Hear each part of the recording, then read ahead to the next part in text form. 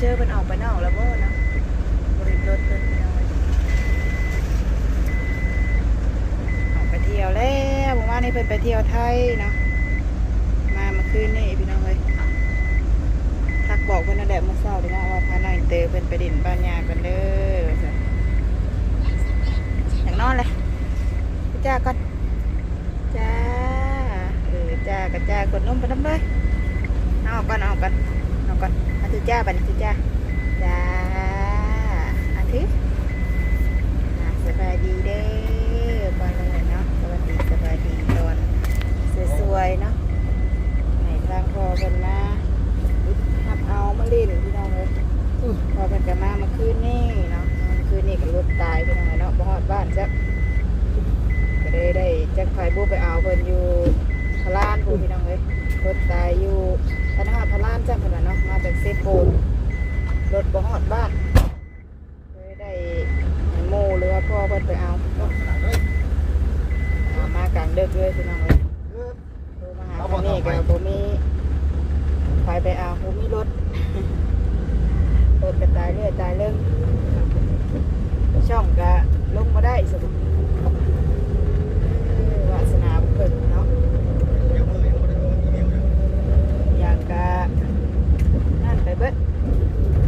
ไปเฮ็ดบุญเด้อไปเฮ็ดบุญในลายเนี่ยขอให้ไปเฮ็ดบุญกันพี่น้องเลยอยากกะมีแต่ติดๆขัดๆเนาะใช่หรือเปล่ากำลังออกจากบ้านพี่น้องเลยเนาะเช้านี้ทางปัตเตอร์เพิ่นไปหาหน่อไม้กำลังว่าสิพากันเก็บหน่อไม้โดนพอดีเพื่อนแม่ย่าเพิ่นโทรมาว่าให้เอาไม้เติมมาดินน้ำแน่เพิ่นว่านะกำลังพากันออกจากบ้านมากับทหารเพิ่นพี่น้องทางก็อยากยากแน่ว่าทางเข้าบ้านเฮามันฝนตกช่วงนึงอ่ะพี่น้องเนาะฝนตกช่วงนึงเลยมันเปื้อน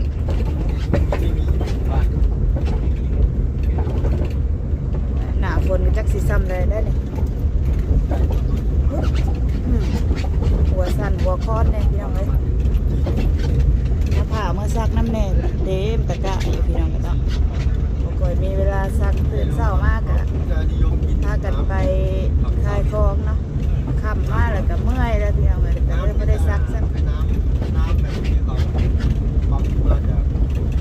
ในเพื่อนข้างหน้าแล้วนี่มันจัดงานดอกมาแล้วงานดอกต่างประเทศพี่น้องเนาะจะว่าต่างประเทศกับสาววัยทีนสาวบรรทุกใหญ่นี่กันนี่ได้เฮ้ยในเฮือนในมางานดอกมันนะจะบ่าวต่างประเทศกับสาวบรรทุกแล้วนี่พี่น้องเนาะเด้อ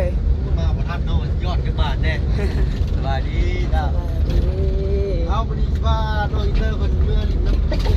เลยเนาะเป็นชิเมื่อหรือว่า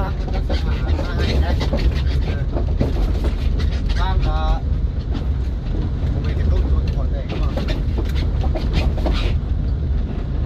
เอารถที่ห้างรถแปลงนั้นสาวให้คนพอจะเชี่ยวอ่ะเยอะบ่ได้พอแต่เหิงครับจุลืมนะว่าลูกลืมพอหรือเปล่าลืมรถเนาะไปเหิงโพดเนาะมาจักมาเสียลูกมาแล้วมาลงไปเป็นได้ส่องนะโอ้มันเป็นก็จังใดก็ช่องแดงนะมันลงบ่ได้เลยลงบ่ได้จักอาทิตย์ไปนี่จังว่า7 มื้อบ่คืออาทิตย์7 มื้อหรือคือ2 อาทิตย์นี่แหละโอ้ยังบ่ได้อ่านเบิ่งคักอยู่ว่าหากระพิษเทื่อเดียวนี่บ่คิดแต่เดียวนี่แหละอาทิตย์นึงเท่านั้นแหละสาธุเก่าสิดอกไปเฮ็ดไปท่ายังจังว่ามันถ่ายไปแย่ไข่หมดแดงน้องเพิ่นขึ้นไม้นะขึ้นไม้ประมาณห่างจากพื้นประมาณ50 เซนนี่แหละเพราะว่าละเมิดกฎชุมชนเนาะอาจจะก่อเกิดอันตรายผิดกฎเพิ่นเนาะต่อเด็กว่าซะว้าวแล่เข้าค่อยบ้านแต่เก่าก็แล่อยู่แล้วยังแล่ครับกว่าเก่าเน้นน้ำมันข้างหลังนี่ครับได้กินน้ำมันเลยเอาน้ำมันมานำมาโจ้อันนี้ยังไม่ได้ลองลงเบิ่งบ่ลองลงเลยไปเช้า แต่7 โมงเช้าบ่ได้แดงคือเก่า เออแอนตัวลงคลิปเก่ามาจัก บ่แม่นคลิปใหม่ก็ลงแล้วบ่ได้ไปลงคลิปใหม่บ่ได้ อาจารย์เล่าเพิ่นเว้าอยู่เมื่อวานเพิ่นมาพี่น้องเนาะเพิ่นมาอันไปไทยแหละไปไทยกับทางอาจารย์เพิ่น อือ เห็นเพิ่นว่าเขามาเพิ่งลงบ่ได้อาทิตย์นึงพุ่นแหละเพิ่นว่า โอ้ย ไปถ่ายน้องเพิ่นปีนต้นไม้แล้วว่าผิดกฎชุมชนก็ซั่น บ่มันแดงรอบแรกน่ะข่อยคิดว่ามันเป็นหยังวะ อ่า ข่อยลบออกเลยไปตัดออกแล้วก็ลงใหม่ลงใหม่แล้วก็แดงแล้วก็ลบออกลงใหม่3 รอบแต่โทรศัพท์นอกบ้านนอกแล้วก็เลยเอาไปให้เพิ่น เนาะ รีสตาร์ทเครื่องให้ใหม่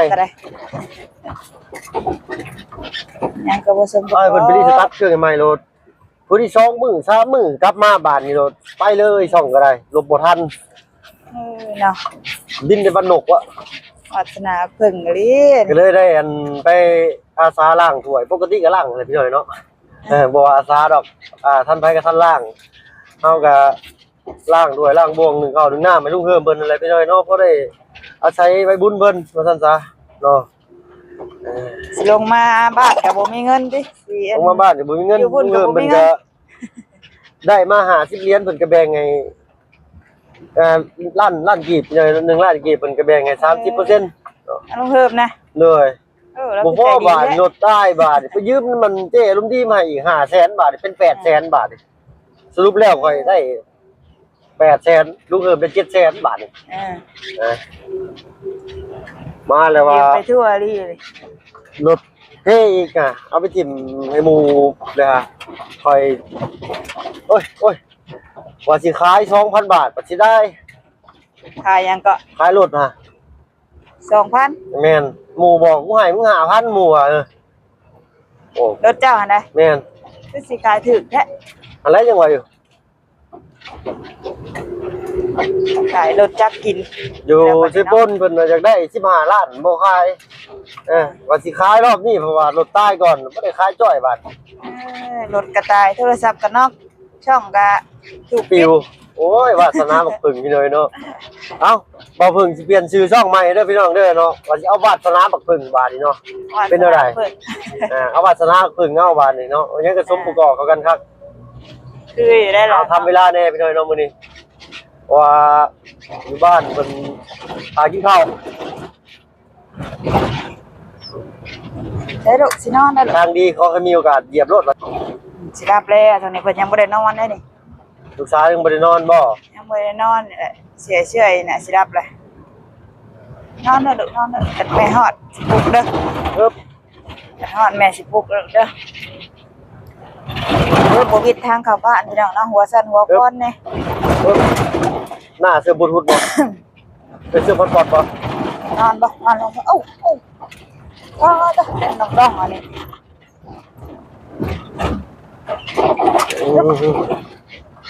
คอมเลนเลยเนาะ สิรับบ่ตา หนึ่งไปเลยไวไฟเชื่อมไวไฟ เอิบ เชื่อมรถนะรถอะไรฮอดบ่เอ้า ไวไฟอยู่ที่นี่มันก็แรงจริงๆนะ เนาะพอๆกันแหละวิดทาง อินเทอร์เน็ตยอมรับอินเทอร์เน็ตมันแรงดีนะของเรา ว่าซะหัวคอนอยู่นี่เนาะ เวลาอัพโหลดได้เนี่ยไวอยู่ หอดทางงามแล้วก็รับบัดนี้ แต่บ่ได้นอนพี่น้องเนาะบ่ได้นอนรอบเช้าก็เลยแหละขึ้นนั่งรถแล้วรับเลยเพิ่นแต่เก่าเช้านี่ตอนเจ้าโทรมาออกไปซื้อนมให้เพิ่น คือชิโน่ผมบอก ได้ยินเสียง อืม ขี่รถป้าออกไปซื้อนมให้เพิ่นเนาะไปที่มาบ่เปิดบ่อนเคยซื้อนะ คือบทหา ไปซื้อห่านปูนาบัดนี้อันปูนาโดดแพงใช่ แรงกว่ากันเลย 395ปุ๊บ ตัวไหนได้ มาได้ 3,700บอก 370 ห่างก็ต้องเช่าพัน ก็ต้องหนึ่งกล่องไว้เลยซื้อนมให้เพิ่น เห็นเรียกอยู่บ่เดี๋ยวผมหน่อย คิวเบอร์3เก่าเคยซื้อ370,000 อันนี้เมื่อเช้าเนี่ยสนางไปเพิ่นยังบ่เปิดห้างเนาะก่อนเคยซื้อ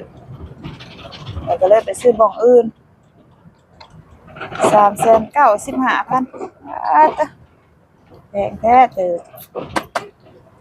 รับเนี่ย เบียดเรียกจะมาจักกัน ได้ ก่อนเบิ่งน้อยเขาเฮ็ดเรียกอยู่บ่ ได้การลงทุน เนาะ โมเพิ่น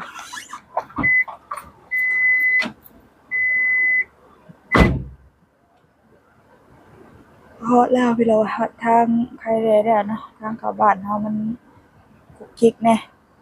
ผุพังแน่เนาะเพราะว่าช่วงนั้นฝนตกพี่น้องเอ้ยฝนตกแล้วมันเฮ็ดแต่ทางเปื้อนพอมันแห้งแล้วก็เป็นผุพังแน่บ่อยากงามปานใดก็คิดหัวค้อนออกมาหน่อยก็จุดๆอยู่ไม่เพียเมื่อคืนนี่นอนรับค่าอันนี้อ้อมแขนแม่เลยเมื่อคืนโหเบิ่งตุนแม่บ่ให้เบิ่ง รับเลยน้อยเอ้ยนอนมาจึ๊บนอนแฮงโง่อะนะหมกกึแท้ใช้เป็นยาเอาอย่างนี้มาเปิดเบิดเอารถที่ห้างประตูมาแปลงพี่น้อยสิแปลงขี้เป็นว่าเนาะมันจะนั่งโต๊ะทางประตูเพิ่นนั่นแหละว่าทางมาเพิ่นสิมาแปลงขี้ไปได้หรือบ่แหละพี่น้องเอ้ยรถที่ห้างปึ๊บเพิ่นนั่งดีๆกันเอ้านั่นๆๆแบบนั้น ไปบาด ไปนี่ก็เป็นเวลาจะของนะคะ ตู้คนนี้นะครับ 10 โมง ตู้รถกันปิดตึบโดนคืนว่ะ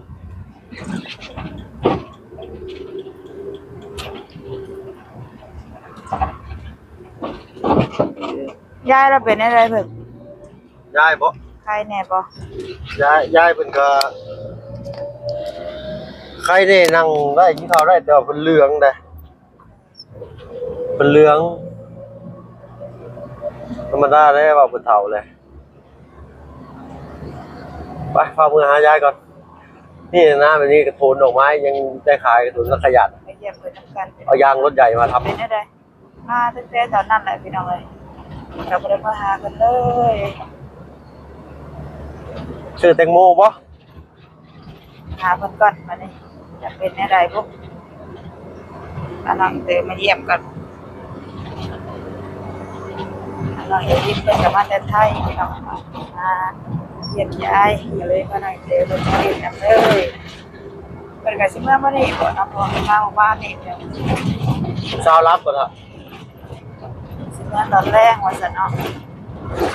ไปเห็นหน้าพ่อเพิ่นก็คืนนะคืนเป็นกระบิและ เรือขับไปฝั่งไทยนี่แหละเนาะเพราะว่านี่ทางเป็นปุ้ยไอ้คีมแล้วก็นั่นแหละเปิดไปขับไปฝั่งไทยเพราะว่านี่ก็เห็นวัดข่าวไปเนาะได้มี2 มื้อพี่น้องกลับข้ามมาคือเก่า